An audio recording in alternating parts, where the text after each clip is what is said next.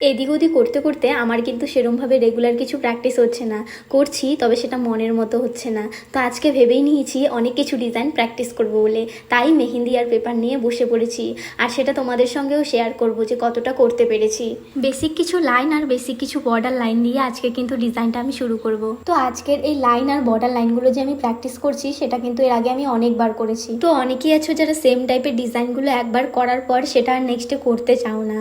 তো আমি বলবো সেটা যদি রেগুলার প্র্যাকটিস করে থাকো বা সেম টাইপের ডিজাইনগুলো যদি রেগুলারও করে থাকো, তাহলে সেটা কিন্তু বিফলে যাবে না। অ্যাডভান্সের ডিজাইনের ক্ষেত্রে অনেকটা কাজে লাগে।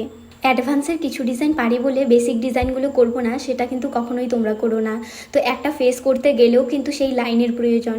তো বেসিক লাইনগুলো যদি তোমরা করতেই না পারো, তাহলে কিন্তু বাকি ডিজাইনগুলো কখনোই করতে পারবে না। আর একটা ভালো কাজের পেছনে থাকে অনেক কঠোর পরিশ্রম আর প্র্যাকটিস। রোজ দিন প্র্যাকটিস করতে করতে যখন তোমার অভ্যাস হয়ে যাবে, হঠাৎ একদিন যদি করতে না পারো, তাহলে মনটা কিন্তু অটোমেটিক্যালি খারাপ হয়ে যাবে। তখন মনে হবে দিন শেষে আজকে কিন্তু আমি কিছুই করতে পারলাম না। আর যখন তুমি অনেক অনেক প্র্যাকটিস করবে, দেখবে মন অটোমেটিক্যালি ভালো হয়ে যাবে।